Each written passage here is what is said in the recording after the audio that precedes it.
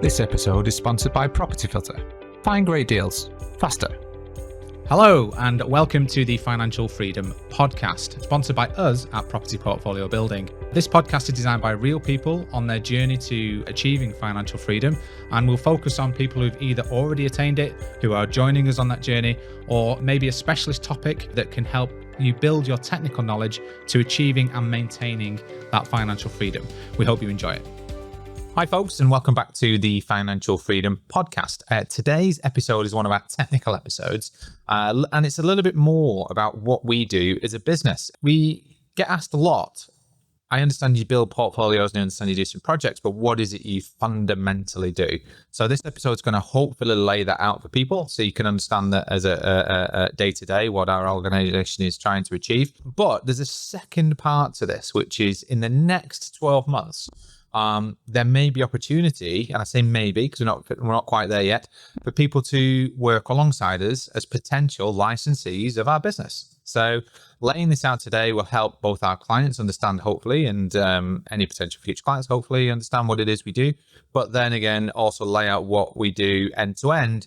So if you did want to join us in the future, you can understand what that looks like. And for other investors, potentially other areas around the country as well. Even though we know and like Greater Manchester the best, there's a certain limit to how much we can do. Well, that's because we're based there. Yeah. So if that sounds like something you're interested in, then this is the podcast for you.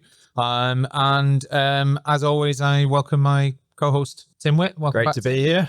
Great today as well. Yeah, as usual. Sun is shining, hence the t-shirt. Sun's out, guns out. Yeah. So let's start fundamentally before we go into the technical parts. The mission statement. Yeah. So our mission is, in essence, to help as many of our clients achieve and maintain financial freedom. Exactly. So, and within our organization, regardless of what you do, that is your mission. Yeah. Yeah. So I always coin the example of the president asking the cleaner at NASA what they did. And the answer was, I don't know if it's actually real or somebody's made this up. And the answer was, I'm sending people to the moon. Right. So what we do as an organization is we help our clients achieve and maintain financial freedom, primarily through property. Yeah. Yeah. So everything that we do is surrounding that. Yeah, and then, the base of it, we've got a source, build, manage program, which we offer a turnkey, solution, for clients to make it as hassle-free as possible. So the source and the build is the achieving financial freedom. Because in essence, we're finding the property, we're developing that property, to get to a position that it can achieve cash flow profit. And then we maintain that through our lettings and management agency, Invest Multi Let Property Management, because they are then letting and looking after that property and managing it to maintain that financial freedom. And it's a big problem for people, right? It's once I've decided on my strategy, what do I do next? Yeah. Because a lot of the places that we learned, certainly training, and a lot of the places that you can decide to do something, once upon a time, it was much easier than today's world to just buy a property. If you wanted to do HMO stuff, you didn't even need fire doors, you didn't need locks. Now it's full building regulations. There's license regulations, there's planning regulations, and therefore it's lots of barriers to entry, isn't it? Yeah, lots more barriers to entry. So it's no longer a refurbish and refinance, it's a develop and refinance. So there's a fundamental difference between those two things. So should we crack on and move into the three elements of what we do? Yeah. So what my question is to you then is like, what is the upfront stages? What does the onboarding process look like for a client? And, how do we work? That's my question for you. Yeah, it's a good question, isn't it? Because one of the things that, this is probably where people get it wrong the most, I think, is when they come to us and say, can you send me your deals? And I'm just like, yeah. So what tends to happen at that point is someone's been introduced to us as a service, and that person who's introduced us doesn't really fundamentally understand what we do, but they've seen our stuff or they've been heard about our stuff. Yeah. They introduce somebody and they come to us and say, these guys are really great deal sources. Yeah. And I sit there and I go, we do source, but it isn't deal sourcing in its true sense, because what that throws to me, if somebody says they want to do deal sourcing, is they're going to find, something and dress it up and sell it to somebody else, right? Yeah. That's not really what we do. So our process is a very strict onboarding program, which is what is it you're trying to achieve and why you're trying to achieve it. So if someone said, oh, well, I want to do service accommodation in central Manchester, we're not the company, because we don't do that. Yeah, that's not our niche. If somebody said to me, I want to do, a block of 8 flats, commercial to residential, I'd say, well, let's talk about how we're going to get and achieve those goals. If somebody says, well, I want cash flow and I've decided that HMOs is our strategy, and I say, well, actually HMOs is something that we could do because we've also got HMO specialist lettings agency at the back end. So we can actually then source those things. So it's more, the way to think about it, it's source, build and manage. The source part is once we've agreed the set of terms and conditions with our clients to what they want, we go and get it. Yeah. It's the other way around. So the client, and they're scheduled into a time, aren't they? Yeah. So when, and again, we then agree when they will effectively go live with us, because we do have a little bit of a waiting list, which is obviously a privileged place to be, and we know how privileged we are to have that, and it's just a case of, right, when can we actually, fundamentally go live, and then how long is the period of time we're going to work exclusively together to find you your property, because property stock is one of the slowest growth parts of our business, because there's only so much that you can do, and we want to make sure that the deals are right. We don't want to be motivated buyers. We don't want to be stressed in any way to be dressing up deals that don't work or anything. Not that we do that anyway, but that's the kind of thing that I find from property sources. As a general rule, is if you've just come, you've just done a 1 to 2 day program, and you've gone on to Rightmove, you found a deal, something that looks like a deal, you've never done a property deal in your life, and then you dress it up trying to sell it to somebody. It's not what we do. No. It's fundamentally wrong in terms of its interpretation. So you come to us and say, I want a HMO, I want a 6 bedrooms, which is our most typical. 6 occupants. 5 or 6 beds are most typical, aren't they? That's the most typical products. And I want to do it under permitted development rights. I don't want to get involved in planning or anything like that. Then yes, we'll talk to you about those things. Or you might want to go slightly bigger. You might want to go, what's 8, or I have the funds to do 8 or 10 or whatever. But at a fundamental level, the first thing we do is we talk to you about your goals and how the best way to get there is. Yeah, and that's the important thing, is like, what do you want to achieve? Yeah. Why do you want to achieve it? What sort of time frame? That's ultimately the important factors at the end of the day. One of our clients said to me the other day, actually, he said, the funniest thing I said to you, he said, the thing I couldn't get my head around, he said, I said to you, I want to do 10 HMOs, and you turned around and said, no, you don't. I said, no, you don't. What does that mean? And now he's come around a little bit, and he's thinking, actually, no, I don't want to do that. Yeah. Because what he was thinking is his average number of HMOs was going to be 6, and therefore his average profit was going to be X, and then his timeline was going to be Y, and that kind of stuff. And actually, what he wanted was a cash goal. That's the fundamental thing. Is like, well, what do you want to earn from property? And then it's a balance of how to get there. Because if you're just going to build 6-bed HMOs all day, it's going to take you a while to get to that goal. And he said, I want 10 of them, because I think it gets there a lot quicker than single lets. 100%. Yeah. You're going to get there a lot faster. But it's about building that. We want people who are trying to build each level of their wealth through property. Cash flowing. The typical assets. What we say, isn't it, is like, what are your living expenses or costs to live? And sometimes that's just the first initial goals, and you work it out and you go, right, it's £5,000 a month or whatever. And we say, okay, that's more like 4 or 5 HMOs, depending on size or whatever.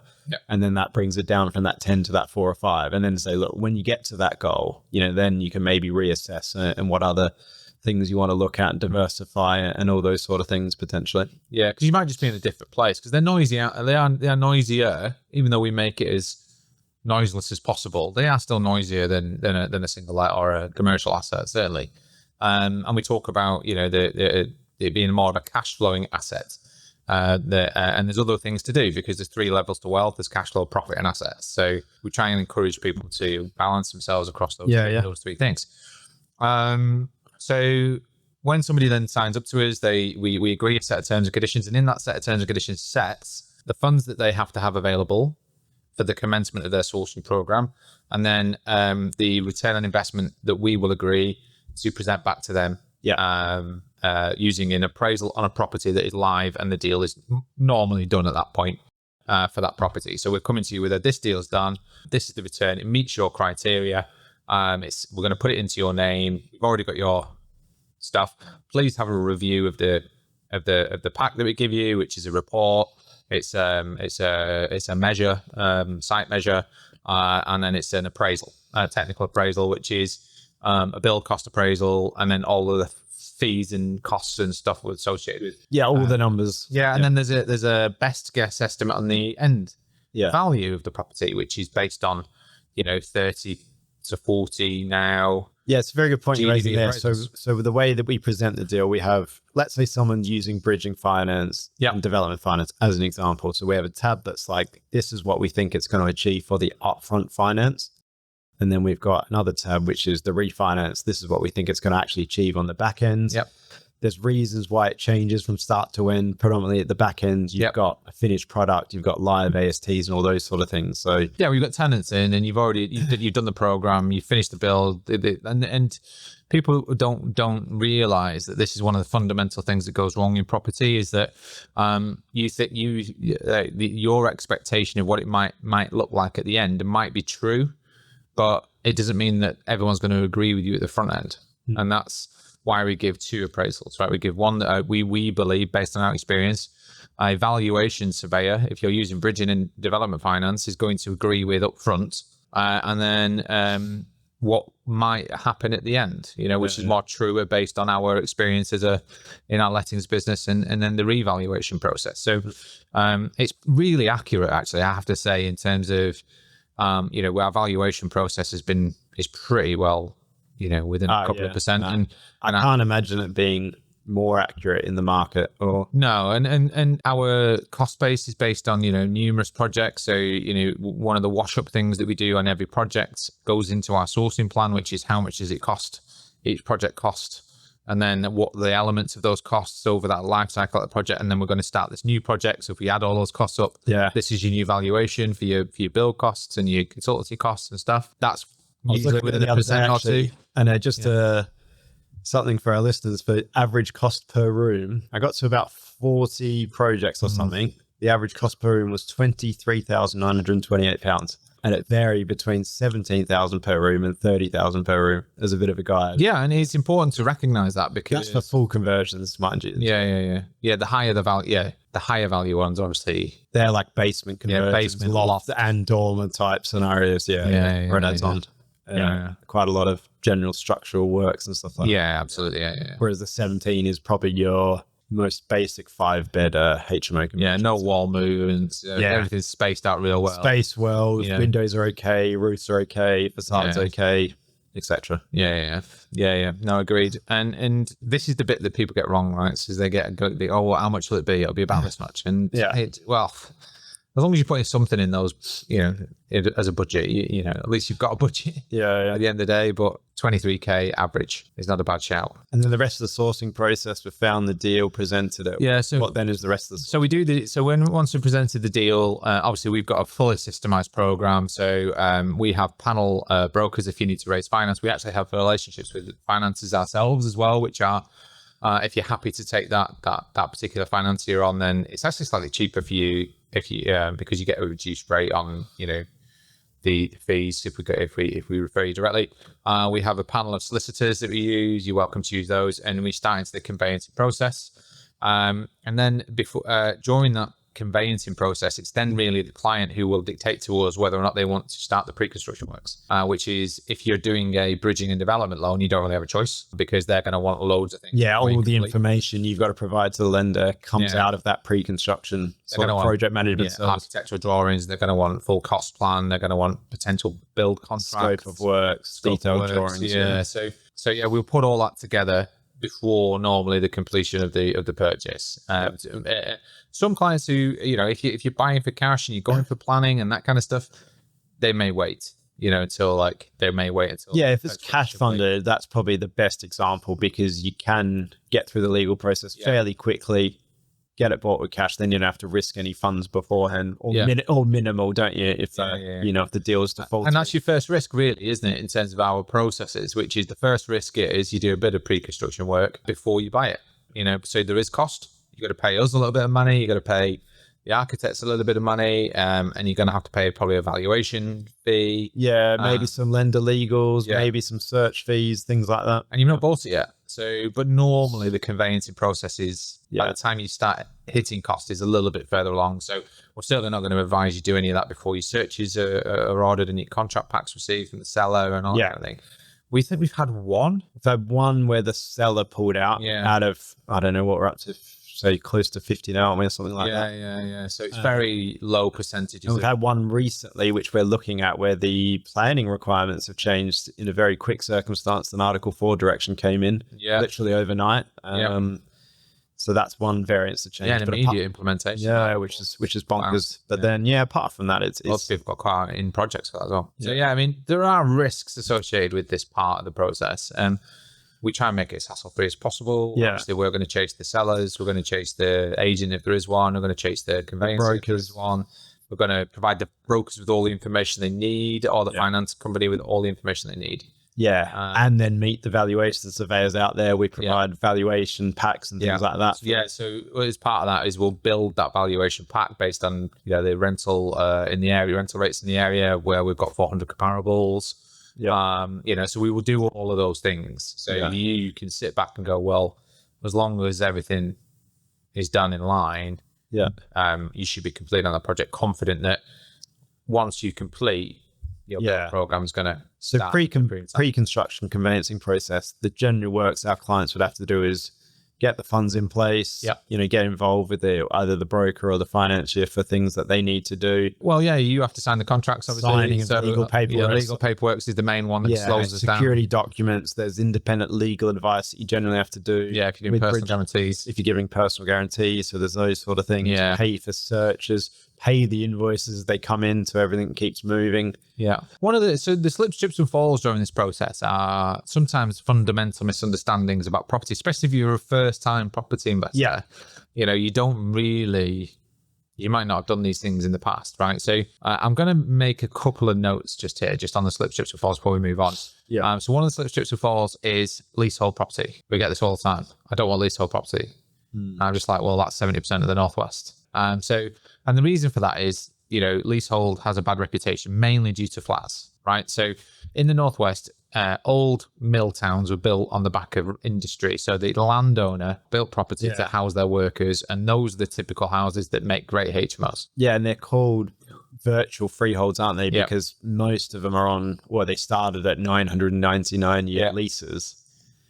Online, and they're 1899 online peppercorn type rent or whatever, or very low. So there's really no difference to that in a freehold in essence. No, but like you said, because of other people in other areas, there's that bad stigma with leasehold. People are reserved about it, but under those circumstances, it literally doesn't matter. And there are things that can throw up on titles. We have had title problems. We've overcome most of them, I think. Title and search things is minimal. It's minimal, really. Like I can't really picture that many. Title, the occasional bit that is not right, but that's restrictions and things like that on titles that are unknown, and when you start the process and stuff, they can sometimes slow you down a little bit. But generally speaking, if it's a terrace house or stood there since the 1900s, you're going to be all right, generally speaking. So then we move forward, and we you as the client buy the property, and that again is like, some people think that they give us the money, we buy it, and then they just get all of it. No, you buy the property. It's yours. We don't touch it. We are a service provider. We are paid service fees. So we are arm's length, but we are your eyes and ears. It's a very good thing to say, actually. So we provide the direct service for sourcing, the direct service for project management, and we manage and coordinate the whole process. And then there's certain team members in there that are engaged direct by our clients. So if you took like the build process, the architects, your brokers, engineers, all these sort of people, actually the building contract is with our clients direct as well. Well, do you want to move on to that now then? So why don't you explain to us the process for build process and what we do as project, because we're project managers, right? Yeah, exactly. So with the build process, so I think you mentioned it before, but you can either start this pre-construction or you can start it, it's always pre-construction. You could start pre-purchase or you could start it post-purchase. If you're using bridging relevant finance, really you have to start at pre-purchase. No choice. Because all the information the bridge lender asks for is a lot of the detail that we'd be doing in that service. And on top of that, we we're going to put together a full detailed tender pack, get all the designs done and in place, scoped out. We're also going to put a cost plan in place, which also goes to the lender. We're going to, meet monitoring surveyors on site. Yeah, because the lender might send a QS out, right? And if our cost plan's made up, they're going to pull it to pieces. So it's not. They will review it and raise questions. Actual cost plan based on your project. Yeah. Then we'll issue the tender packs to, we call them panel builders. So say four builders or 3 to 5 builders that we work with regularly. They will then get that tender pack, give us a price for the works, and then we'll review that against the budgets, inclusions, exclusions, and present it to our client and say, this is who we recommend you use, because whether it's because they're the best price or because, they're the most suited locality to the job and, quality and performance, all those sort of things. We'll put forward our recommendation. Then, we'll move in to get that build contractor into a JCT contract. The contract is with the client direct. Again, because we're the project manager, we're the service provider. But we have some really good sort of pre-agreed or predetermined terms and conditions that protect our clients.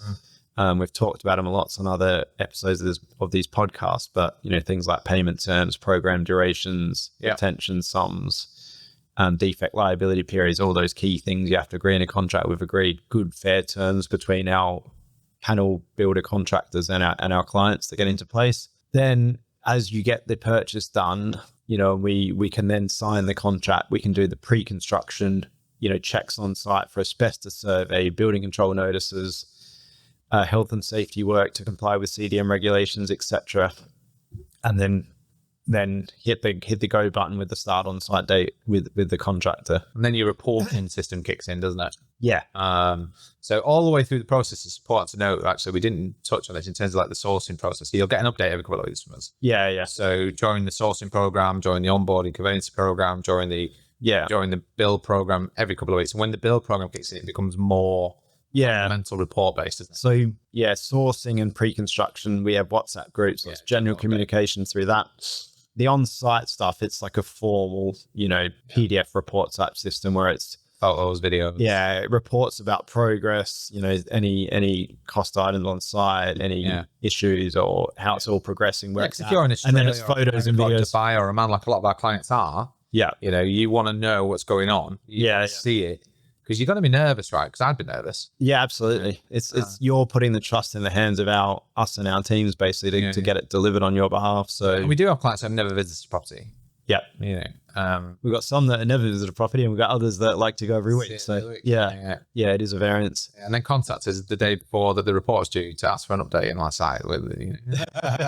It is consistent fortnightly. Occasionally it might be a day or two off or something, but we're very consistent with it. And that gives the update. And then it also makes sure as an absolute minimum, our team is there, fortnightly. Generally, I'd say our guys are there weekly, depending on the stage of the project and what's happening. Checking in weekly, but report right. Formal report fortnightly. And as it gets to the back end of the project and things like that, there's probably more time involved because you got to get it furnished and get certificates and clean and photography and all these sort of things. So that gets a bit more involved.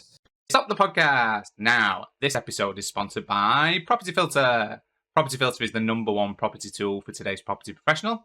It brings in all the data points and sources from all the property portals and auction sites into one convenient place. Then you have the option to overlay all the clever strategies found in the Property Filter blueprint to find motivated sellers faster. Now, we use it on a daily basis. It saves us over 80% of our time when looking for properties.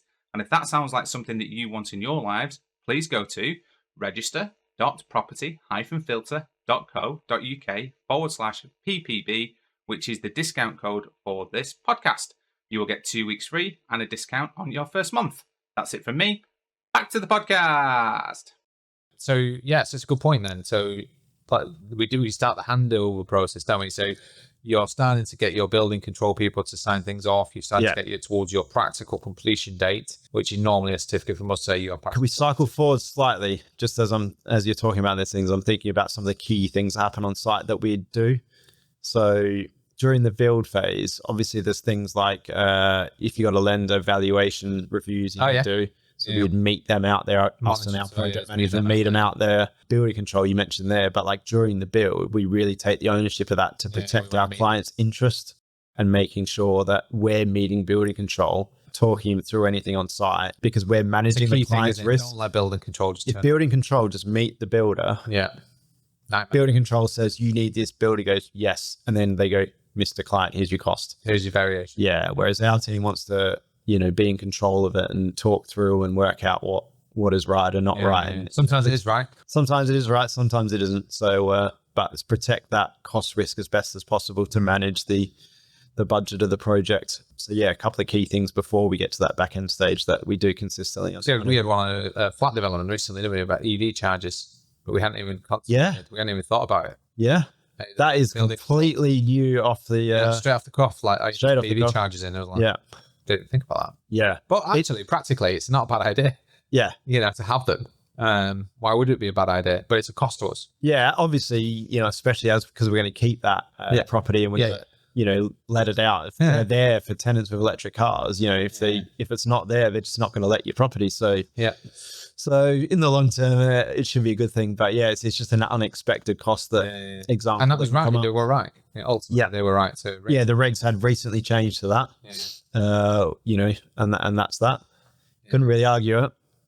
Whereas previous to that, it used to only be if it was like a planning condition or something like that. So yeah, fair point. So we're gonna go. So where we were again? Yeah, so we're cycling forward to the back end of the project, and that's what I'm saying. You know, we get quite involved. So things like HMOs, there's things like you got to pretty much fully furnish it, don't you, to get tenants on board? That is massive, right? By the way, it's a lot of work. So like, it is hard yards, this, right? And I turn up. I just swan in, right? So that's what I do at the end of the projects. I swan in, and sometimes you don't even do that. You and or Adam are there walking the builder out, showing them where to put the nails for the pictures and stuff like that. And I'm like, oh, gosh, just get out of it, you know? But it's even things like Adam sends me the bill for, you know, B&M or whatever, and he's been out and bought a load of stuff. Yeah, you know, like you get a normal project manager that'll do that, right? Yeah, it's a lot of work. So in essence, the way it works for clients, we'll have like a base bedroom package for like the bed and the wardrobe and stuff like that with a set supplier. Yeah. So we'll have to, these are the only things that you really have to pay for upfront because people aren't going to give you furniture unless you pay. You get to choose as well because we've got different packages. Yeah, we've got a couple of different specs. Yeah. So the base bedroom package will be one supplier. And then sort of like you mentioned there's loads of other things that these base furniture suppliers, they do some of this, but like it's, I wouldn't say it's the stuff that you'd want necessarily as one package. Some companies may get in touch with me if you do this really, really well, but things like artwork, curtains, TV brackets, kitchen appliance, all these sort of things, we sort of order separately. So generally we'll schedule it all out and then we'll send the client like an invoice for that so we can order it. I'm smiling because of the one of our company core values is good karma, good vibes, and you got the pictures, good karma, good vibes, and then one of our tenants asked to take it off because it wasn't his thing. Yeah. I'm not about a good karma, good vibes. Can I take this down? I was like, well, yeah, sure. But the good thing is it's only been one tenant that said that, so hopefully that means the rest of the tenants are all for good karma, good vibes. So what are you not good karma? Bad karma, bad vibes? What's that? How do you live your life? Yeah, it's a weird one, wasn't it? Yeah, that's funny. That did make me smile. You've thrown me on track here now. Sorry, mate. So furnishing is really important, and I think you know the other thing is the compliance and the snagging process is very, very important. So we want to get as good a quality as we can in the time frame. So our project managers will do detailed snagging inspections. They'll monitor the work. It's hard timing wise, isn't it? Because it's a balance. What's a snag and what's just not finished? You know, it is a balance. That's one of our contentious points, isn't it? Because sometimes we're like, no, we're going to do the snagging list anyway, and it's not quite finished. Yeah. There's things like British standards that you can go back to as to like technically what to snag or a defect or not. Because the thing is, like, you can try and get something absolutely perfect. You took like a wall and a ceiling, it's not, you spend all this time, but like the only person that's going to notice it's slightly better is you, but you've wasted all that time and the cost and energy of the build contractor. So it is that right balance. You want a good quality finish that in essence everyone's impressed as they go in, tenants love it, less maintenance over time. But if you go too stupid over the top, it's just going to waste everyone's time and it's not going to work for anyone. So it still is a bit of a balance.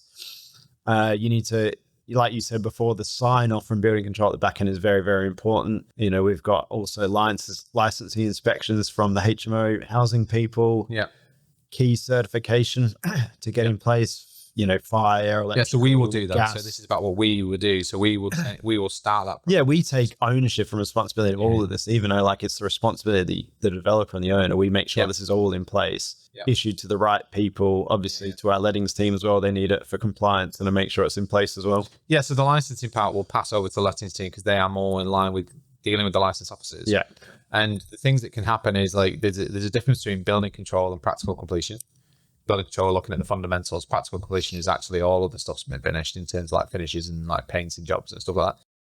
And then there's also the license officer who might come around and say, there's some changes that need to happen. So there might be something like normally it's like you've got 5 mils above that fire door when it should be 4 mils, whatever, and you have to go back and adjust it slightly, or whatever.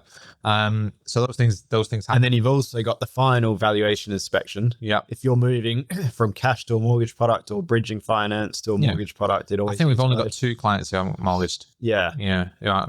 So again, we do that same process, managing that through with the brokers, the finance teams, the lenders, get them out on site. And it's nuanced, right? It's nuanced timing.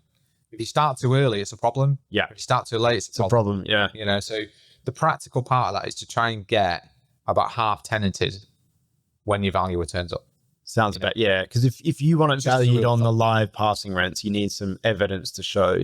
Yeah. Especially if you're slightly above the market. Yeah. It's better to have a few rooms that are vacant as well. It's better to have that so they can get in and spend some time.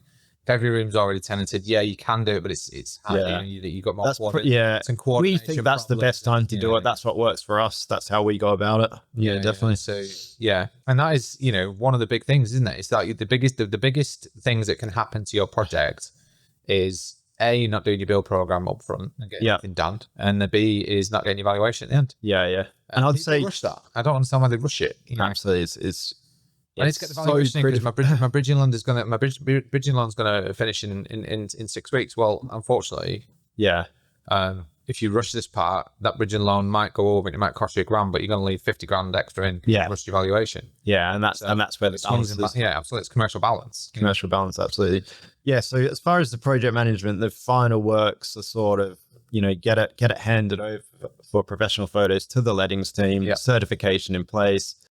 Building snagging work, complete, done and dusted, agree a final account. Yeah. So we have this really fun day, don't we, where you've got your project managers, you've got your photographers. Yeah, we do it. Lettings people. We do a bit of a handover meeting, don't we, where the project management team meets the pretty much the lettings team that will be involved and the management team that come out. Sometimes it's when the photography is happening as well, because that's a good time for it. We go through the project and the rents and where everything's at, etc., etc.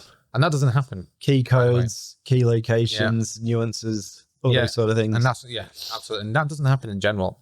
It's only when you've got this kind of and because it's in essence because it's all they're in house and they deal with each other so much. It works really, really well. Yeah, most of the time. Right. So then that takes us to the lettings and management service. Do you want to explain how that works and the benefits? Yeah. So I guess there's a fundamental statement here is the reason, we set up the lettings business because we were deeply unhappy with the general lettings performance in our areas. Certainly for high-end HMOs, which is what we do. And that's not taken away from lettings companies. We're not saying that they're all bad or whatever. They're just not equipped. Yeah, that's the thing. So they haven't gone out to be specialists in that space. They just do it as well in a way. Yeah, well, even the specialists. There are some that we had a couple that said they were specialists, and then generally they were specialists. So we set this up fundamentally.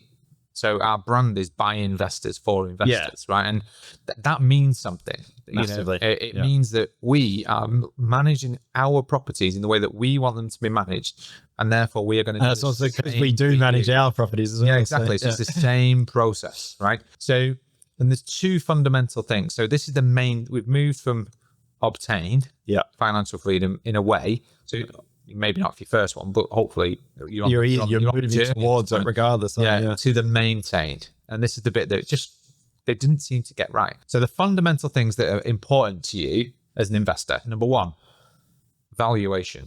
If you are in our areas, your valuation is generally based on a commercial or a hybrid valuation. Therefore, you need to get the rental in line with the valuation that you want.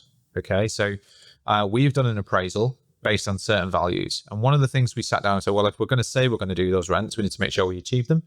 So we put that in place to say we are going to do these rents, and we've achieved them 100% of the time. And it's the accountability, isn't it? So if we're appraising it at the first instance, and then we're building it, and then we're renting it on the back end, you know, obviously from a clienting perspective, we're fully accountable, aren't we, to try and achieve that appraisal? And normally we are above the appraisal. Yeah. Normally, because we still want some conservatism to, you know, we want to overachieve. We want to overachieve. We don't want to under-deliver. You know, we want to over-deliver. So that's number one, is we want to make sure. Number two on rents is that those rents are continually growing. So your value of your property is continually growing. Now, one of the things that we used to get was somebody on £500 a month would leave, and somebody on £500 a month would move in. Somebody on £500 a month would leave. Somebody on £500 a month would move in. Yada, yada, yada. Repeat. No, never. And if you ask that company, do you think we could put the rents up a little bit here? They'd be like, "Ooh, like a mechanic, like a dodgy mechanic." Don't know. There are some good mechanics. Like we have to do a bit more work. Yeah. Oh well, you know, we might have to upset the apple cart. Might have to do some viewings. Yeah. And that wasn't, you know, that was very frustrating. Yeah. You know? So, and I'm going to give you your example. I'm going to give you your property example, because then we can talk about it, because it's your property ultimately. How much was your uplift in value after we started the lettings agency to when you got it revalued? Well, we had a revaluation. I think it's I know the one you're talking about. It was about 200 grand-ish, I think. Yeah, £200,000 in difference in value in just by 2.5 years. In 2.5 years. So regardless of what you've earned in rent, you've gone up 200 grand in 2.5 years. So 50 grand in equity every 6 months based on uplifting value, right? And a large chunk of that was rental increase. Rental increase, obviously, because it was well managed. So the condition of it was pretty much so it was when it started. A few minor paint touch-ups, whatever, but it's been looked after well. Yeah. And that's the other thing, which is the management part of it, right? So the other part of it is, like, nobody seems to understand fair wear and tear, right? Yeah. So fair wear and tear is the use of equipment, and the use of the property. Yeah. So if a carpet is looking a little bit worn over a period of time, then it's because the carpet is worn.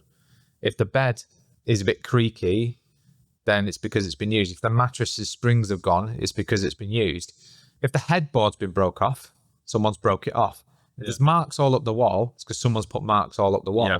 You know, if there's mold in the bathroom and they've turned the fan off, there's mold in the bathroom because they've turned the fan off. You know, and it was these bits that they just weren't right. You know, and what was happening is every time somebody moved out, somebody moved in, there'd be things that were the tenant responsibility that were not done, and we would end up either paying for it then or paying for it in the future through loss of rent, complaints, or just not getting, or increasing voids. Yeah. Or we had to then pay for the touch-ups. So what should happen is, it's a bit like a game of spot the difference. We did this the other day with one of our properties, just hit 3 years. Yeah. It was a spot the difference from the professional photo to the inspection report, and the camera angles were very similar for the ones that we chose. Couldn't see a difference. Other than items that we used, couldn't see a difference. Yeah, it's just stayed in great condition. Yeah, the build was good and it's been well looked after. Yeah, and that's the end result after 3 years. And obviously, and decent tenants in there, but well managed. It's also the willingness of the team to challenge that. Yeah, to say, no, I'm really sorry, Mr. Tenant, but I know we have to go through these processes and we have to actually put something down now to say that, you know, you have to have that repaired. Yeah. But you do. You have to do that, because otherwise it's you as the landlord that's paying for it. And if you're not willing to, if your company that you're working with is not willing to do that, it is you that's going to pay for it 100% of the time. Yeah, definitely. There are some bits which are always debatable, which is communal space stuff. But even then, we would, you know, we have in the past, you know, so as an example, one of our clients had a new property and somebody smashed the hob. It was like a glass electrical hob. Somebody smashed the hob. We don't know who it was. We build the entire house. Now, technically, the communal space sits outside of the AST. Yeah. So technically, there wasn't anything that anyone could do about that. You're paying if it's damaging the communal space, but the tenants agreed to pay it. You know, and in normal scenarios, you as the landlord are paying that for that, right? In normal scenarios. Yeah, definitely. Now, if any of our tenants listen to this and we now come back with a communal space, they're going to go, oh, we don't have to pay for that. But, you know, generally speaking, it isn't the tenant, unless there's deliberate damage and it's demonstrable. Yeah. If you've deliberately damaged anything as a tenant, then you are responsible. It's accidental that's in the communal space and nobody knows who's done it. Yeah. Generally speaking, you know, it's done. And then there's the other thing, which is the quality of tenanting, right? So very, very important, isn't it? Yeah. So when I started, I was quite naive. we won't have, like, because we're going to be doing really nice rooms, we're not going to get that many people applying for these who have problems in their credit history. Yeah. It is 1 in 3. Yeah. The amount of people, which is sad in itself, isn't it? Yeah, the amount of people that apply for our rooms who meet the qualifying criteria but have significant problems in their previous past, such as credit problems or bad references. It's incredible. I don't know why that is, but our referencing process is ran by a third party. It's the National Residents Landlord Association. They actually do our referencing, and the reason for that is I don't want my team making the decision. I like, their responsibility is to look after the tenant's journey, right? That's how I would describe it. I don't want them making decisions, and that tenant journey again is something to be said. So let's talk about what is important again from a lettings perspective, right? Who have you got fighting your corner as a landlord, right? And this is the thing. It's like, who is there to say, I am going to fill this property for you, right? So our team works. We have a first line response team 7 days a week. So if you apply for a room at 5:35 on a Friday afternoon, you're probably getting a viewing at the weekend. Most other competitors, they're not even responding before their Monday morning. It's just an absolute competitive advantage straight away, isn't it? Yeah. It's no question about it. And then it's the speed of implementation. So we have a system. So we have a 6-week system which is you give notice or your pictures are ready, one of those two things. You give notice, 4 weeks of trying to get the right tenant, and then 2 weeks to move them in. And if it's a changeover, there's a couple of days changeover time to just make sure that everything's right for the next tenant. And then we ideally want them within 2 weeks. If they don't hit that 6-week timeline, we don't see it as good. We see it as bad. So then at that point, management responsibility takes over. Everything that's then reported on 3 times a week. Monday, Wednesday, Friday. That we call it a pink room, and it's response. And again, it's speed of implementation to potentially pivot. It's probably a way to term it, because like we had a scenario recently where we had quite a few projects in an area that just became Article 4 plus some other investors. So it's a good area to invest in because the permitted development rights have been taken away. So over time, it's going to be really solid location. But in a short period of time, there was a supply increase quite quickly. Because everyone was rushing. Everyone rushed in, So that's the prime example that we had to pivot quickly. Or actually, we were getting these rents. We have to temporarily drop them down a bit to get the rooms filled, knowing in the future that it's going to be solid over time. You say drop them down a bit? Sorry, drop them down to... What was the appraisal? It was dropping down to the appraisal, So normally we overachieved the appraisal. We were still over. So instead of overachieving, we basically just hit the appraisal. I think we're still over. Maybe slightly across the room. Probably over. It took us a little bit longer because our normal process. And that's one of our learnings was we needed to pivot a bit quicker.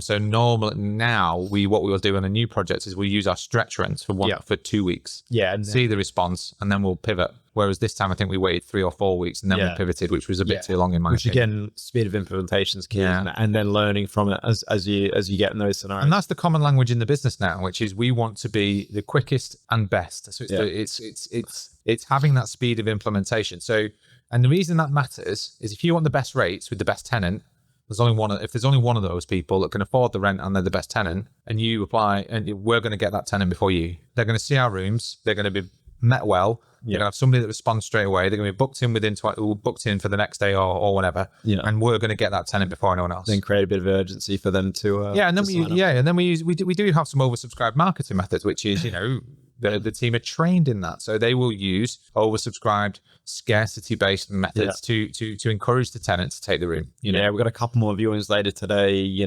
Let me know because this room's probably going to go. And it's normally today. It's true as well. So, but what you don't get is people trained in that. So that's the only thing that we focus on is that part. And then we have the mum test, which is, would you allow this person in your house with your mum on their own, which is, it's a bit of a feel, isn't it? It's a gut feel. And we don't always get that right because you want the tenants to mix well, and we do try and mix the tenants as well as possible. We do look at the backgrounds of the tenants and try and mix them as well as you can. It's not always possible. If you don't want to be having long voids because one's an IT professional, one's a nurse. It depends how the market is at times. So if there's a big undersupply, you can be a lot pickier. It's that balance, isn't it, to getting the best tenants at the right rates and all those sort of things. And we do offer referrals to the house, and we try and buy them if the pizzas and stuff, if there's to mix in and stuff like that every now and again. Yeah. If there's to encourage people to refer people. And generally speaking, our tenants love us because we have this, not only do we have frontline support for lettings, but we have it for operations. For maintenance as well. Yeah. So if you've got a problem on a weekend, you're going to get a response. That response might be, we can't do anything until Monday. Yeah. But at least you get something. Yeah, at least you're not just waiting and going, oh, they're ignoring me or whatever. Yeah, and then we have a nightline for Emergency call out. So, so it's like when we say it's by investors for investors, I don't think there's anything we could do that's better. That we can improve each individual person and each individual system. Yeah, I don't see there's always improvements, aren't there? But yeah, the emergency line is good for everyone really, because it's the tenant's got somewhere to call. Yeah. And then it protects our team as well, because they're not just getting hassled unnecessarily. Yeah. But if it is something that we need to sort out quickly, they will get called and it will get sorted. Yeah. And the tenants have if it's a lost key at 2 a.m, they don't get the tenants have they have a messaging system, they have a task raising system. Yeah. It's an app-based system. It's all modern. Yeah. It's not ring the office at 10 a.m. and see if someone's available. Yeah. It's a modern reporting system. Yeah. It's dead easy to use. So generally speaking, they're a little spoiled, but the thing that I always go back to is the reason that we talked about it in the first place about putting the lettings business in place as well, was the phrase, it's just an HMO room, which I hated. It's not just HMO, it's somebody's home. It's somebody's investment. Yeah. Somebody spent a lot of time, effort and energy designing and putting into place, making it safe and warm and a nice place to live, and somebody enjoys living there. Generally speaking, our tenants enjoy living there. And the other, and then if there is rent arrears, we have bad cop protocols. We do. We got scripts, don't we? Yeah, which is we tend to. I think this year we'll have had over 700 tenancies in total. As an organisation, I mean, we're talking a handful of people who've not paid the rent, and we've had to go down the MCOL process or actually take them to try and recover. But I suppose it's the accountability, isn't it? And this is the unfortunate thing. Some tenants, they would actually go to the council for recommendations. The council says just stay in the property and wait till bailiffs or whatever. But then we follow through with the claims like you mentioned. 100% of the time. Yeah, 100% of the time. And that we have a responsibility to the industry. Yeah. And then that results in a CCJ. So that tenant, unfortunately, has issues for 6 years. Or they pay the CCJ. Or they pay it, And we give them loads and loads of opportunities to pay off the debts, don't we? And things like that. So communicate it thoroughly. They're always better off paying off the debt, whatever way they go about it, than having massive credit issues for 6 years. It's certainly not worth it. Yeah. We don't want to do that either.